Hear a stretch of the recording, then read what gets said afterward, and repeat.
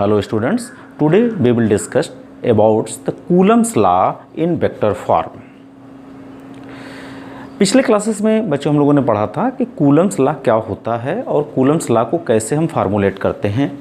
आज हम पढ़ेंगे कि इस कूलम्स लॉ को कैसे वेक्टर फॉर्म में रिप्रेजेंट किया जा सकता है। देखो,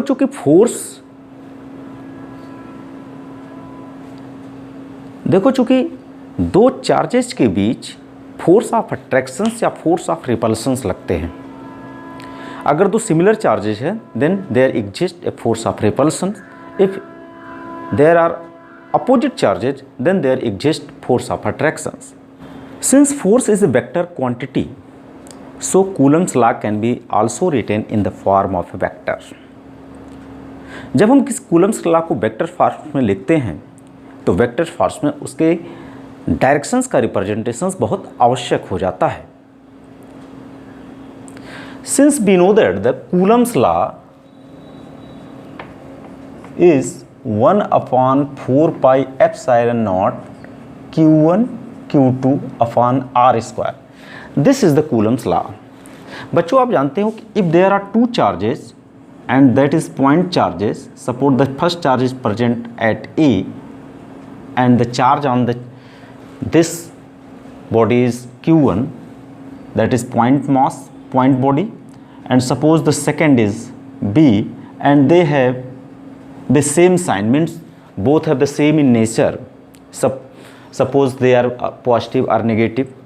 तो अगर हमें किसी पॉइंट चार्ज को सपोज कहीं करना होता है तो हम अक्सर करके पॉजिटिव चार्ज को ही सपोज करते हैं। तो हमने यहाँ सपोज कर लिया two point charges Q1 and Q2 of same signs are separated by a small distance r। The distance between these two charges are small r। तो बच्चों, यहाँ पर देखो, यहाँ पर कुछ कन्वेंशन माने जाते हैं डायरेक्शंस को लेकर के। बहुत सारे बुक्स हैं, बहुत तरह से अपनी अपनी तरह से लोग अपना कन्वेंशन देते हैं। तो यहाँ पर कन्वेंशन का कोई हार्ड एंड फास्ट रूल नहीं है। जैसे अगर ये चार्ज Q1 है तो ये इस पर फोर्स लगाएगा, ये चार्ज Q2 है तो ये इस पर फोर्स लगाएगा। तो अब यहाँ फोर्स के डायरेक्शंस को कैसे दिखाया जाए? चूँकि दोनों क्या हैं, सिमिलर चार्जेज हैं, तो यहाँ पर फोर्स ऑफ रिपल्सन होगा। फोर्स ऑफ रिपल्सन होने के कारण ये दोनों एक दूसरे को उसी स्ट्रेट लाइन में रिपेल करेंगे जो इन दोनों को मिलाने पर लाइन बनती है। तो इस चार्ज पर इसके फोर्स के कारण इस डायरेक्शंस में, ये लाइन सेगमेंट है जॉइनिंग, इस डायरेक्शंस में एक फोर्स लगेगा, that is known as a F, और इसके कारण इस पर एक फोर्स लगेगा इसी लाइन में, that is known as a also F। लेकिन बच्चों, अभी इसका डायरेक्शंस नहीं क्लियर किया जा सका कि हाउ वी कैन राइट इस डायरेक्शन। तो ये हमारे अपने लिखने का तरीका होगा। तो देखो, Q1 के कारण इस पर फोर्स लग रहा है Q2 पर, तो हम इसको लिखेंगे force on 2 due to 1। Means यहाँ फोर्स अब हम लिखेंगे F21। This is a vector quantity, that is force on charge 2 due to 1। मतलब दूसरी बॉडी पर पहले बॉडी के कारण जो फोर्स ऑफ रिपल्सन लग रहा उसकी चर्चा की जा रही है। तो उसी तरह से इस बॉडी पर जो फोर्स लगेगा that is force on 1 due to 2। तो हम F12 को लिख देंगे, F12 is force on charge 1 due to 2। मतलब जो पहले बॉडी पर फोर्स लग रहा है किसके कारण? दूसरे के कारण, उसे रिप्रेजेंट किया जाएगा F12 से। अब आते हैं कि चूंकि ये फोर्स हो गया, एक वेक्टर क्वांटिटी हो गया। वेक्टर क्वांटिटी होने के कारण हमने फोर्स का तो रिप्रेजेंटेशन कर लिया कि अगर सेकंड बॉडी पर फोर्स लग रहा तो 1 के कारण लग रहा, फर्स्ट बॉडी पर फोर्स लग रहा तो 2 सेकंड बॉडी के कारण लग रहा। इसका तो रिप्रेजेंटेशन हो गया। Since here we use R, it means this represents a displacement vector. उसको कैसे रिप्रेजेंट करेंगे? तो देखो, उसको रिप्रेजेंट करने का तरीका अपना अपना है। हम लेंगे यहाँ से इसके बीच का डिस्टेंस, मतलब अगर डिस्प्लेसमेंट वेक्टर यहाँ से इसको सपोज करूँ ऐसे जस्ट लाइक, तो ये होगा भाई आपका इस बॉडी पर इसके कारण फोर्स लग रहा है, इस बॉडी पर इसके कारण फोर्स लग रहा है, तो हमारा जो डिस्प्लेसमेंट वेक्टर लिया जाएगा इसके कारण इस डायरेक्शन में लिया जाएगा, तो वो होगा r12।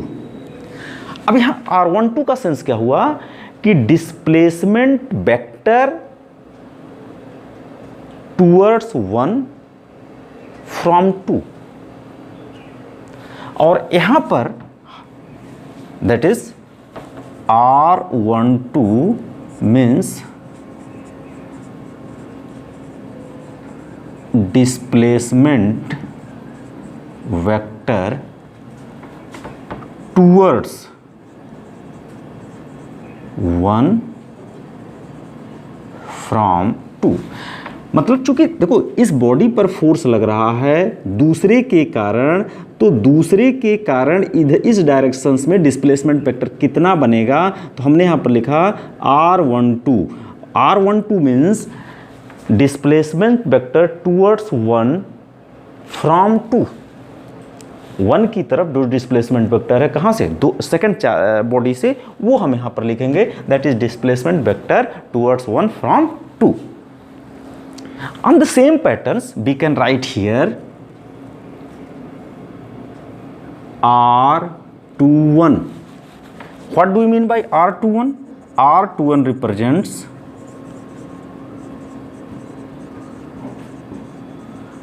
displacement vector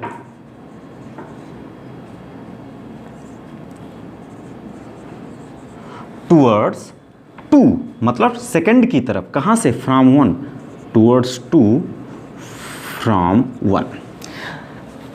तो कहीं कहीं पर यहाँ पर r12 के जगह पर r21 लिखा होता है, तो ये अपने अपने समझने का तरीका है। हमने तो कि सिमिलर पैटर्न्स को फॉलो करने के लिए कि जहाँ हम F12 यूज करेंगे वहाँ पर हम डिस्प्लेसमेंट वेक्टर को r12 यूज करेंगे, एक सिमिलरिटी पैटर्न को फॉलो करने के लिए ऐसा किया। आप अगर इसको r21 लिखते हो, इसको r12 लिखते हो, तो कोई टेंशन नहीं है। तो चलिए आइए देखते हैं कि how we can replace this Coulomb's law in the vector form. तो देखो जो वेक्टर फॉर्म में है, अब हम इसको लिखेंगे now Coulomb's law can be written in vector form. तो देखो force on 1 due to 2, force on 1 due to 2 what happen, देखो 1/4 pi epsilon naught is constant, तो ये लिखा जाएगा 1/4 pi epsilon naught. Q1 Q2 is a charge, so it is a scalar quantity r square. अब यहाँ पे r square को क्या लिखा जाएगा, अब r जो है दोनों के बीच का सेपरेशन था, लेकिन जब हम इसको वेक्टर फॉर्म में लिखेंगे, ये इन दोनों के बीच का ये r जो था ये सेपरेशन था। अगर r इन दोनों के बीच का सेपरेशन था, तो जब इसको हम वेक्टर फॉर्म में नहीं लिखे थे तो सिंपली दोनों के बीच के डिस्टेंस का स्क्वायर कर दिए थे। जब हम इसे वेक्टर के फॉर्म में लिखेंगे तो यहाँ पर हमें वह डिस्प्लेसमेंट वेक्टर चाहिए जो 1 की तरफ आ रहा है 2 से, मतलब टूवर्ड्स 1 हो रहा है 2 से, क्योंकि फोर्स इस पर लग रहा है सेकंड चार्ज के कारण। तो हम लिखेंगे डिस्प्लेसमेंट वेक्टर उधर से इधर की तरफ लिखेंगे, दैट इज r12। अब देखो बच्चों यहाँ पर ये क्या है, r स्क्वायर एक मैग्नीट्यूड रिप्रेजेंट कर रहा है। तो मैग्नीट्यूड रिप्रेजेंट करने का सीधा सा मतलब है इसको ऐसे लिख करके इसके किसी वेक्टर का जब मॉडुलस ले लेते हो तो उसका मैग्नीट्यूड रिप्रेजेंट हो जाता है। तो ये मॉडुलस ले लिए और इसका मैग्नीट्यूड आपने रिप्रेजेंट कर दिया, तो इस तरह से हो गया फोर्स ऑन 1 ड्यू टू 2। इसी तरह से अगर आप फोर्स ऑन 2 ड्यू टू 1 लिखोगे वेक्टर फॉर्म में, तो हो जाएगा 1/4 pi epsilon naught Q1 Q2 by R। अब देखो यहाँ 2 1 है, तो यहाँ पर भी हमने मतलब force on 2 due to 1, force on 2 due to 1, तो हमें डिस्प्लेसमेंट वेक्टर कहाँ से चाहिए, 2 से 1 की तरफ चाहिए, तो हम लिखेंगे 2 1। तो ये हो गया ये और इसका मॉडुलस, ऐसे कर देंगे। या इसको एक फॉर्म में और लिखा जा सकता है, देखो इसको डिफरेंट डिफरेंट फॉर्म है। इसके न्यूमेरिकल प्रॉब्लम सॉल्व करते समय कौन सा फॉर्म दिया है इसे आपको अच्छी तरह समझना है। या तो इसको ऐसे लिखा जा सकता है, या फोर्स एक वेक्टर क्वांटिटी लिख रहे हो, पूरे सिस्टम्स को आप एक डायरेक्शन देना चाहते हो इसकी वैल्यू को, तो इसको ऐसे भी लिखा जा सकता है 1/4πε0 Q1 Q2 बाई, अगर हम इसको R² लिखे रहे हैं तो इस फोर्स को डायरेक्शन देने के लिए इसे मैं लिख सकता हूँ R12 यूनिट कैप। तो ये R12 क्या होगा, एक यूनिट कैप दिखा रहा है उसका डायरेक्शन किधर से किधर की तरफ है। तो अब देखो फोर्स का डायरेक्शन 1 से 2 की तरफ, 1 से 2 की तरफ, तो ये आपका फोर्स ऑफ डायरेक्शन, तो इसी डायरेक्शन में आपका डिस्प्लेसमेंट वेक्टर होना चाहिए जो डायरेक्शन दिखा रहा है R12 के द्वारा। इसी तरह से यहाँ पर आप लिख सकते हो 1/4πε0 Q1 Q2 बाई R²।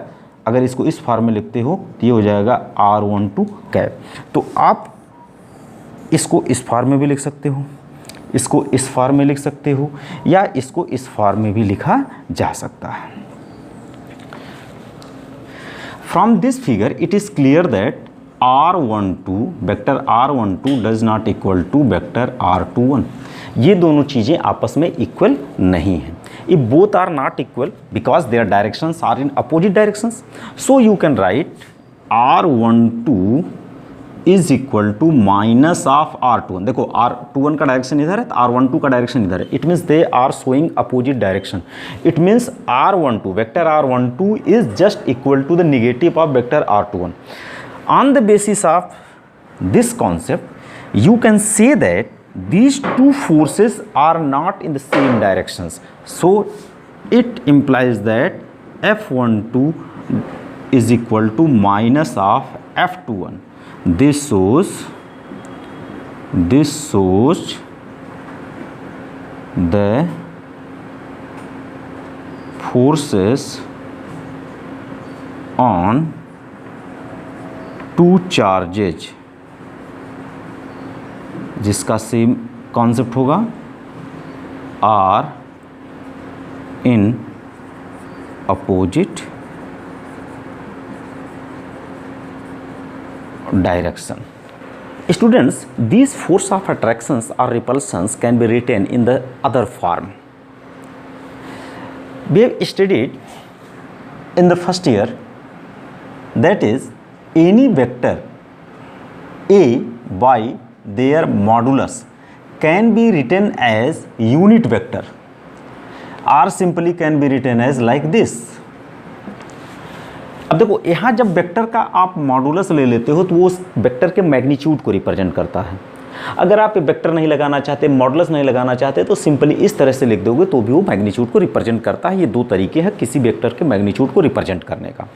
तो यहाँ पर हमारे दोनों फार्मूले में, सॉरी यहाँ something is wrong, that is 2 1। इन दोनों फार्मूलों में यूनिट कैप के रूप में लिखे गए हैं, दिस इज यूनिट कैप। ये दोनों फार्मूले हमारे यूनिट कैप के रूप में लिखे गए हैं। तो इस यूनिट कैप को इस फार्मूले के अनुसार मैं कन्वर्ट कर सकता हूँ, तो ये अदर फॉर्म ऑफ दिस हो जाएगा। तो we can write F12 like this 1/4πε0 Q1 Q2 upon R²। This can be written as vector R12 by R। इस फार्मूले को अप्लाई कर दिया तो ये हमारा चेंज होकर के क्या हो गया, ये हो गया F12 is equal to 1/4πε0 Q1 Q2 by R³, और यहाँ पर हो गया वेक्टर R12। इस फोर्स को इस तरह से लिखा जा सकता था। हाँ, तो एक फॉर्म तो आपको लिखने का ये हो गया, कहीं किसी न्यूमेरिकल्स में ऐसे भी फॉर्म दिखे जा सकते हैं, या दूसरे इसको ऐसे भी लिखा जा सकता है। अब यहाँ पर देखो Q1 Q2 बाई इस वेक्टर को आप, ये जो मैग्नीट्यूड है, इस मैग्नीट्यूड को कहीं कहीं पर अगर आपको ऐसे भी लिखा मिले तो इसमें टेंशन की आवश्यकता नहीं है, ए बी वेक्टर फॉर्म हो गया। इसी तरह से अगर हम इस वेक्टर को लिखना चाहें तो F21 can be written as 1/4πε0 Q1 Q2 by अगर इस फॉर्म में लिखेंगे तो आर क्यूब हो जाएगा और डिस्प्लेसमेंट वेक्टर हो जाएगा R21। और अगर इस फॉर्म में लिखते हैं तो यही चीज़ लिखा जा सकता है 1/4πε0 Q1 Q2 by modulus of R21 that is vector R21। तो ये अदर फॉर्म हो गया इस कूलम्स लॉ को वेक्टर फॉर्म में लिखने। Dear students, now we will see that how we can write third form of this. बच्चों, अगर इसको मैं किसी कोऑर्डिनेट सिस्टम पर सपोज करूं, then suppose the position vector of this is R1। जिस प्लेस पर चार्ज Q1 रखा गया है उसका ओरिजिन से पोजीशन वेक्टर R1 लिखा गया। उसी तरह से सेकंड चार्ज का जो पोजीशन वेक्टर लिखा जाएगा वो लिखा जाएगा R2। ओके, अब हमें क्या करना है, हमें यहाँ देखना है कि देखो A से B तक अगर मैं वेक्टर AB निकालूंगा तो A से B तक कौन सा डिस्प्लेसमेंट वेक्टर चल रहा, R21, that is written as R21। देखो AB मीन्स A से B की तरफ कौन सा डिस्प्लेसमेंट वेक्टर चल रहा है, R21। एंड R21 मतलब A से B हमारा वेक्टर में क्लास 11th में आपने पढ़ा होगा मैथमेटिक्स में, AB मीन्स क्या, this vector minus this vector, so this can be written as vector R2 minus vector R1। आपने पढ़ा होगा कि अगर आपको AB निकालना होता था तो आप लिखते थे क्या, OB माइनस OA, या आप BA निकालते थे तो आप लिखते थे क्या, बाद वाला मीन्स OA माइनस OB। तो यहाँ पर AB लिखा गया तो A से B की तरफ कौन सा डिस्प्लेसमेंट वेक्टर चल रहा, R21, और ये किसके बराबर होगा, OB minus OA means R2 minus R1। इसी तरह से अगर मैं यहाँ BA निकालूं तो BA can be written as R12। देखो B से A की तरफ कौन सा डिस्प्लेसमेंट वेक्टर चल रहा, R12, और R12 जब निकालोगे तो इसकी वैल्यू के इधर से इधर की तरफ means OA minus OB means R1 minus R2। Okay, अब इस कॉन्सेप्ट पर हम क्या करेंगे, इस फोर्स को लिखने की कोशिश करेंगे। तो force on 1 due to 2 can be written as 1/4πε0 Q1 Q2 by. अब देखो इस फोर्स को हमने यहाँ पर अगर इस कॉन्सेप्ट पर देखें, फोर्स 1 2, इस कॉन्सेप्ट पर देखें, इसको कैसे लिखा जा सकता है, यहाँ पर लिखा जा सकता है R12 को लिखा जा सकता है R12 can be written as R1 minus R2, और यहाँ R12 को क्या लिखा जा सकता है, R1 माइनस R2, ये इसकी जगह पर लिखा गया, और यहाँ पर ये क्यूब था तो ये मॉडुलस का क्या हो जाएगा, क्यूब हो जाएगा।